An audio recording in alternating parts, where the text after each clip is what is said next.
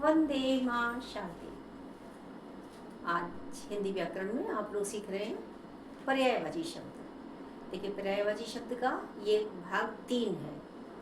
और देखिए, जो हम पर्यायवाची आपको कराते जा रहे हैं, साथ साथ उनके जो पर्याय हैं तो वो क्यों हैं, उनका पर्याय क्यों कहा गया है, उनको पर्याय शब्द क्यों बनाया गया है, तो वो भी आपको बताते जा रहे हैं। ठीक है, किस लिए है ये, वो भी बताते जा रहे हैं।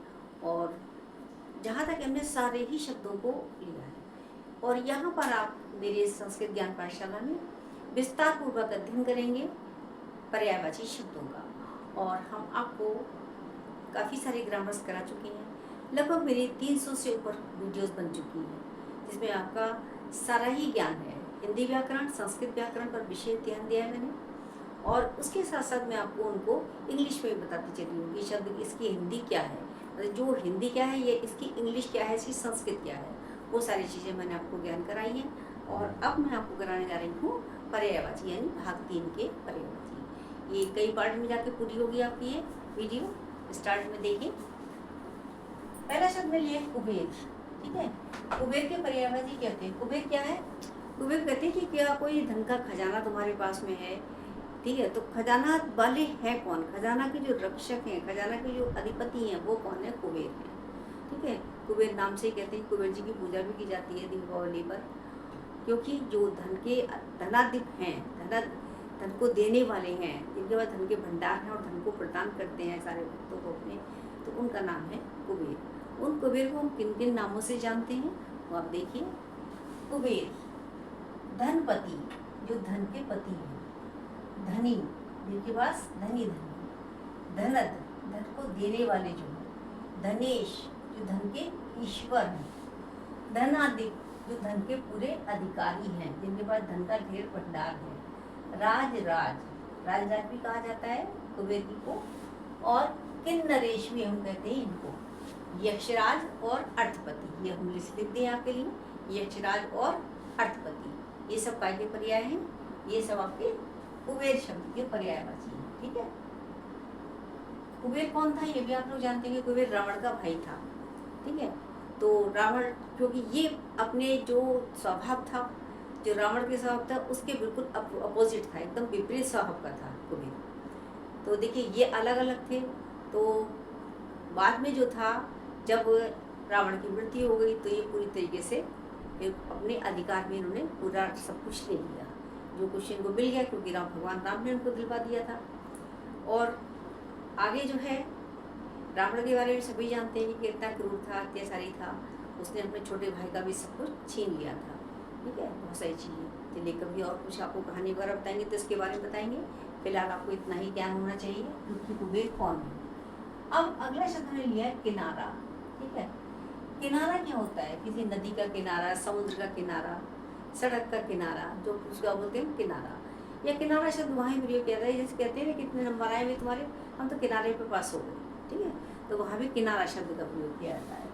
किनारा यानी तट, पुल, कगार, पुलिन, तीर। तीर में इसमें किनारा होता है, पुलिन में इसमें किनारा होता है। कगार और पुल में इस किनारा, और तट में इसमें किनारा होता है। किसका तट? नदी तट, यानी नदी का किनारा, नदी तट। नदी के पुल पर, या तालाब के पुल पर, या सागर के पुल पर। और कगार क्या कहते हैं कि भाई, जैसे मान लीजिए कहें कि भाई वो क्या है, कि उसकी जो कंपनी है वो क्या है, बंद होने के कगार पे है। कगार मतलब किनारे पे ही है, यानी बंद होने ही वाली है। उसके लिए क्या कहा जाता है? कगार शब्द का प्रयोग किया जाता है, यानी किनारे पर है। ठीक है, आगे और देखिए, मुहावरा भी है किनारा करना। किनारा करना मुहावरा भी है। चलिए आगे देखिए, कछुआ। कछुए के पर्यायवाची होंगे पूर्व, कमठ, कच्छप और कश्यप। तीन काय के पर्यायवाची हुए कछुआ। आगे देखिए, कृष्ण। कृष्ण के पर्यायवाची तो बहुत सारे हैं। ठीक है, देवकी नंदन है, इस तरीके से बहुत सारे हैं। वासुदेव कृष्ण, वासुदेव का भी नाम उनका है, बहुत सारे नाम हैं इनके, भगवान कृष्ण के। श्रीधर भी कहा जाता है इनको, बहुत सारे नाम भगवान कृष्ण के हैं। ठीक है, फिर भी हमने आपको कुछ नामों को लेके आए हैं और आपको समझाने का प्रयास किया है। देखिए, कृष्ण, कृष्ण के पर्यायवाची में श्याम, गोपाल, केशव, कान्हा, माधव, मोहन, वासुदेव, मुरारी और गिरिधर। गिरिधर क्यों कहा जाता है उन्हें? क्योंकि उन्होंने गोवर्धन पर्वत को अपनी उंगली पर धारण किया था, इसलिए उनका नाम गिरिधर भी है। तो भगवान कृष्ण के बहुत सारे नाम हैं, ठीक है। जो भी भगवान कृष्ण की आराधना करते होंगे उन सबको इन नामों का वैसे भी पता होगा, और वैसे भी पर्यायवाची के लिए तो विशेष रूप से आपको ज्ञान होना चाहिए। तो ये सारे पर्यायवाची हुए कृष्ण शब्द के। अगला हमने शब्द लिया है कंजूस, ठीक है। कंजूस के भी कई सारे पर्यायवाची है, सब लिखे हमने।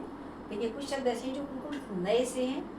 देखिए कृपण, कंजूस, क्षुद्र कंजूस के लिए आता है। अनुदार, जो उदार ना हो तो क्या कहलाएगा? कंजूस। तंग हस्त, जिसका हाथ तंग हो, जो किसी को देना ही ना जानता हो, तंग हस्त, जिसका हाथ तंग हो देने में, ठीक है, तो वो भी कंजूस का पर्यायवाची है। और एक शब्द आपका है सूम। सूम भी काय के लिए आता है? कंजूस के लिए आता है। लोभी, डोलो, लालची, ठीक है, ये सब भी काय के लिए आते हैं? कंजूस के पर्यायवाची के अंतर्गत ही अध्ययन करते हैं। आगे देखिए कबूतर। अब कबूतर के पर्यायवाची जो है, देखिए कुछ हमने बताया था ना कि जैसे कि उसके रूप, रंग, स्वभाव, इनके आधार पर भी या शरीर की बनावट के आधार पर भी उनके पर्याय बन जाते हैं। अब क्या है यहाँ पर? कबूतर। कबूतर का पर्याय क्या है? कपोत, सभी जानते हैं। और कलकंठ। कलकंठ देखिए बहुत सुंदर सी गर्दन होती है जब कबूतर को, वो भी ध्यान से देखिए आप। जो जंगली कबूतर होते हैं, वास्तव में ऐसा लगता है भगवान ने कितने सारे कलर का मिश्रण करके उसकी गर्दन को बनाया है। कलकंठ, कबूतर का कलकंठ। रक्तलोचन, रक्तलोचन क्यों कहा जाता है? कि उसके लाल लाल नेत्र होते हैं, उसकी आंखें कैसी होती हैं? बिल्कुल रेड कलर की, लाल रंग की होती है, इसलिए उसको रक्तलोचन भी कहते हैं। रक्त मीन्स लाल और लोचन मीन्स नयन, नेत्र। तो लाल आंख वाला नहीं, रक्तलोचन, इसका पर्याय है कबूतर का। और पारापत और पारापत, ये भी क्या है? कबूतर की ही पर्यायवाची है, ठीक है। अब ये दो शब्द मान लीजिए आ जाए आपके यहाँ बहुविकल्पीय में, और आपसे पूछा जाए तो आप पढ़ लेंगे, समझेंगे, कंठस्थ करेंगे, ये अपनी स्मृति में रखेंगे, स्मरण करेंगे, तो आपको वहाँ पर ये परेशानी नहीं होगी और आप अच्छे से उनको लिख सकते हो। किसान, अगले शब्द हमने लिया है किसान। हलधर, क्षेत्र, खेतीहर, अन्नदाता, कृषक, क्षेत्रपति, काश्तकार। देखिए हल को धारण करते हैं, इसलिए उनका नाम क्या है? किसान यानी हलधर। क्षेत्र यानी पूरे क्षेत्र का जो क्या करते हैं, वो क्षेत्र में क्या करते हैं? कृषि करते हैं और खेती करके अन्न उत्पन्न करते हैं, तो क्या है यहाँ पर? क्षेत्र। खेतीहर यानी खेती करने वाले, क्या कहलाते हैं? किसान। अन्नदाता, अन्नदाता तो शब्द सुना ही होगा, वे अन्न को प्रदान करते हैं। जो किसान है हमारे लिए अन्न उपजाते हैं, अन्न पैदा करते हैं, इसलिए उनको अन्नदाता भी कहा जाता है। कृषक उसका पर्यायवाची है, सब जानते हैं। क्षेत्रपति यानी क्षेत्र के पति, यानी जो भूमि है उसके पूरी तरीके से वो पति ही है, क्योंकि भूमि में क्या करते हैं? अन्न उपजाते हैं, खेती करते हैं और हम लोग का पालन करते हैं, ठीक है। कायदे से पालनहारे हमारे वही है, किसान ही है। ऊपर वाला तो है ही है, लेकिन उसके साथ साथ कृषक क्या है? वो भी हमारा अन्नदाता ही है, ठीक है। आगे कृषक के बाद में क्षेत्रपति आया और काश्तकार। काश्तकार भी किसको कहा जाता है? किसान को कहा जाता है। आगे देखिए कृपाण। अगर देखिए कृपण के पर्यायवाची पूछे तब भी आप यही लिखेंगे, यही वाले सारे लेंगे। कृपण के पूछे तो कंजूसी यहाँ आ जाएगा, ठीक है। इस तरीके से पर्यायवाची हो जाएंगे। अब हमने क्या है? कृपाण। कृपाण क्या होता है? कृपाण होता है कटार, ठीक है। मैंने लिखा नहीं इसमें। कृपाण यानी कि कटार, तलवार, खड़ग, करवाल, असी, शमशीर, चंद्रहास, ये सारे काय के पर्यायवाची हैं? कृपाण, ठीक है। तलवार की पूछी जाए तब भी आप ये लिखेंगे, यानी तलवार के कृपाण, खड़ग, करवाल, असी, शमशीर और चंद्रहास। आगे कटार भी मैंने लिखा नहीं है, आपको बताते मैंने ओरली। अब शब्द हमने लिया है कुत्ता, तो कुत्ते के पर्यायवाची क्या होंगे? श्वान, कुक्कुर, सारमेय, शुनक, शुनक, प्रकारी, ये बिल्कुल अलग शब्द है प्रकारी।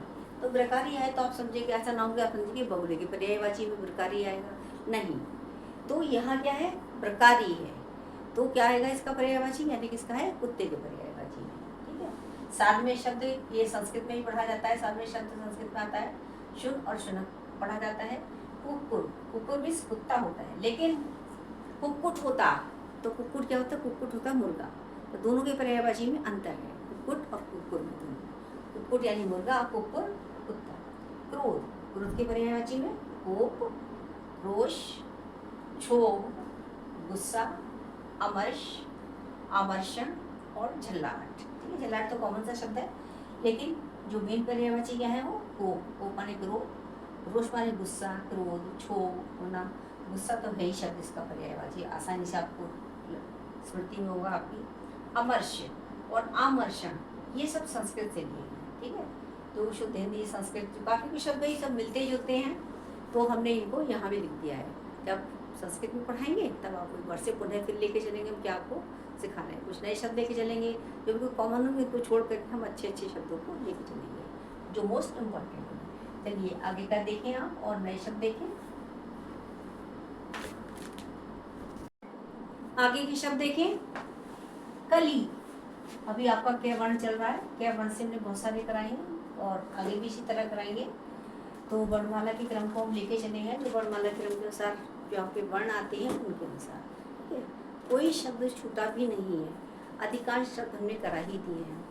तो देखते जाइए। कली, कली में क्या है पर्यायवाची? कलिका, किसले, कोपल, मुकुल और डोंडी, ये सारे कली शब्द के पर्यायवाची हैं।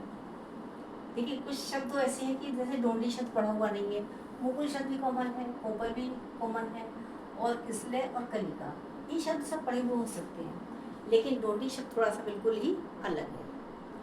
और अध्ययन करेंगे तो ये भी अच्छी से समझ में आ जाएगा। अध्ययन के लिए, अध्यापन के लिए, दोनों के लिए ही पर्यायवाची शब्द जो है महत्वपूर्ण स्थान रखते हैं, क्योंकि इससे हमारा शब्दकोश जो है वो मजबूत होता है।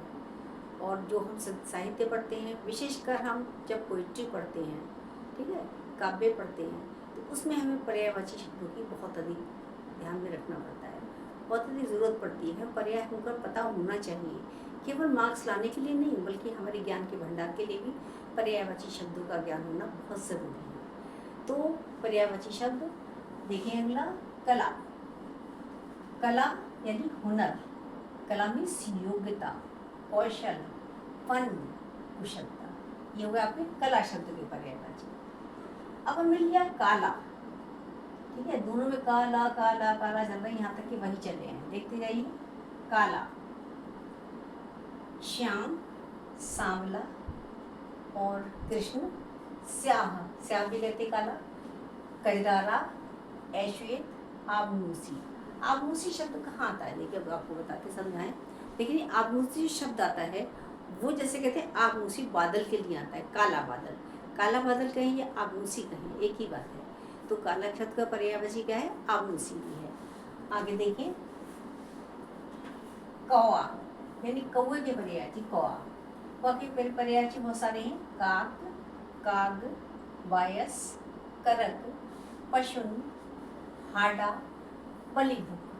देखिए बलिभुक क्यों कहा जाता है? क्योंकि वो बलि खाता है। कब बलि दी जाती है कौओं को? काई की बलि दी जाती है जब ये श्राद्ध पक्ष आता है। ठीक है, ये क्वार का महीना होता है आपका, देखिए अश्विन महीना, मास जिसको कहते हैं, तो उसमें जब प्रथम पक्ष होता है, कृष्ण पक्ष होता है, तब श्राद्ध का होता है। श्राद्ध का महीना ही कहलाता है, वो श्राद्ध के 15 दिन होते हैं।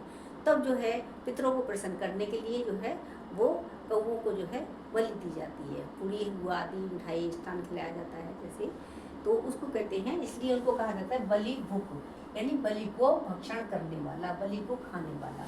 बलि को कौन खाता है? कौआ, इसलिए उसका नाम बलि भुक भी है। ठीक है, आगे काक वाली कौआ, काक कौआ, बायस भी कौआ था, बायस। बायस बलि नहीं खाती, यह हमने कहाँ पढ़ा है?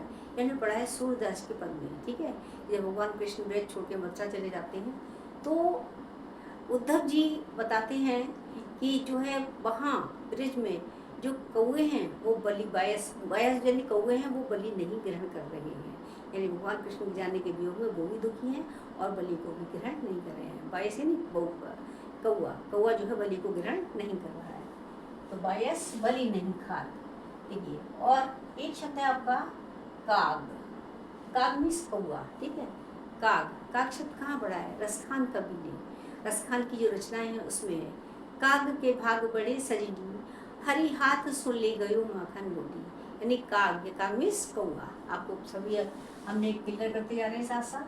कल, देखिए कल होता है आगामी, कल भविष्य भी कहलाता है। आने वाला कल यानी उसको हम परसों बोलते हैं, और आने वाला कल यानी परसों, और बीता हुआ कल वो भी हमारा परसों कहलाता है। ये यानी कि आगामी, भविष्य और कल, ये शब्द क्या है, इसके पर्यायवाची हैं। काल, काल के पर्यायवाची समय, वक्त, वेला, और काल यानी मृत्यु, इसके ये पर्याय हैं। काल में मृत्यु होता है, काल में वेला, वक्त और समय। आगे अगला शब्द ने लिया है गधा। गधा के पर्यायवाची गर्दभ, गधा, खर, रासव और बालेय, शंखकर्ण और धूसर। देखिए ये उसकी आदत के अनुसार शब्द लिखे हैं, इसकी जो नेचर होती है, स्वभाव होता है। बालेय क्यों कहा जाता है इसको?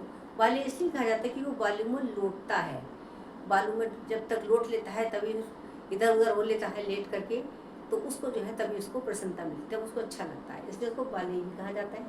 शंखकर्ण, शंखकर्ण क्या होता है, उसके जो कान हैं ये कैसे होते हैं, शंख के आकार के होते हैं, इसलिए उसको शंखकर्ण कहा जाता है। और धूसर भी इसलिए कहते हैं कि धूल में धूसरित होता है, धूल में लौटता है, और बालेय भी इसलिए कहा जाता है। ठीक है, ये गधा के पर्यायवाची हो गए, गर्दभ, गधा, खर, रासव, बालेय, शंखकर्ण और धूसर। अब हमने पर्यायवाची शब्द ली है गर्मी। गर्मी यानी आतप, ऊष्मा, आतप। देखिए आतप क्या है, जहाँ जब बहुत तपिश होती है, बहुत एक तपन होती है, तो क्या बोलते हैं, आतप। और आतप यानी कि धूप, धूप कब होती है, गर्मी में, तो उसके पर्यायवाची में क्या आया, गर्मी के पर्यायवाची में ऊष्मा, तपन, ताप, तपिश, ये पर्यायवाची काय के हैं, गर्मी के। अब हमने अगला जो शब्द लिया है वो लिया है गंगा। गंगा के तो बहुत सारे हैं पर्यायवाची, लेकिन फिर भी आपको यहाँ पे लिख भी दे रहे हैं, एक लाइन में जितने हैं वो लिख दिए हैं, लेकिन उसके अलावा आपको ओरल भी बताते जाएंगे। देखिए सुरसरी, सुरापगा, देवापगा, ये तीनों थे एक से ही हैं। सुर देवता, यहाँ भी देवता, देवा एक ही बात है। नदीश्वरी, ठीक है, और अलकनंदा, ये भी गंगा का नाम पर्यायवाची है, मंदाकिनी भी इसका है, और त्रिपथगा, त्रिपथगा भी इसका ही है, और जहानवी भी इसी का पर्यायवाची है, जहानवी, त्रिपथगा, वो अलग से हमने आपको बता दी है, याद रखिएगा। मोस्ट इम्पॉर्टेंट शब्द है गंगा यानी सुरसरी, सुरापगा, देवापगा, नदीश्वरी, अलकनंदा, मंदाकिनी। अगला शब्द ने लिया है गणेश। गणेश के पर्यायवाची देखिए, गजानन, गणपति, गजबदन, विनायक, लंबोदर, मोदक प्रिय, एकदंत। देखिए गज आनन, हाथी के समान मुख वाले, हमने पढ़ा है गजाननम भूतगणानि सेवितम, तो गज के समान मुख वाले, इसलिए उनको गजानन कहा जाता है, गणपति कहा जाता है, गजबदन यानी हाथी के समान जो उनका मुख है, विनायक कहा जाता है, लंबोदर कहा जाता है, ठीक है, लंबा है यानी बड़ा है, उधर जिसका अर्थात गणेश, ये हमने समास में पढ़ाया आपको। आगे चलते हैं मोदक प्रिय। मोदक प्रिय क्यों है, मेरे लड्डुओं का भोजन बहुत पसंद है, मोदक बहुत पसंद है, हम उनको लड्डू बोलते हैं, होते मोदक का आकार कुछ अलग होता है, थोड़ा सा परिवर्तित भी होता है, यानी मोदक प्रिय। और एक दंत, एक दंत चार भुजाधारी, यानी एक दांत धारण करने वाले, जो उनके दांत है वो एक टूटा हुआ है, तो इसलिए एक दंत बोला जाता है, तो इसलिए उनका नाम एक दंत भी है। तो ये हुए आपके गणेश के पर्यायवाची। अगला शब्द हमने लिया है गज। देखिए अब हमने गज ले लिया है, से हाथी वाले नहीं कराएंगे, ठीक है, क्योंकि वो आप इसी से समझ लीजिए। गज, गज के पर्यायवाची में हाथी, नाग, हस्ती, दंती, दीप, करी, कुंभी, कुज्जर, ये सारे पर्यायवाची हैं हाथी के। चलिए, और आज की वीडियो में इतना ही। आप वीडियो देखिए, लाइक कीजिए, दूसरों को शेयर कीजिए, सब्सक्राइब कीजिए, और मेरे जो चैनल से आप लोग ज्ञान अर्जन कीजिए, लाभ उठाइए, और दूसरों को भी ज्ञान अर्जन कराइएगा। नमस्कार, धन्यवाद।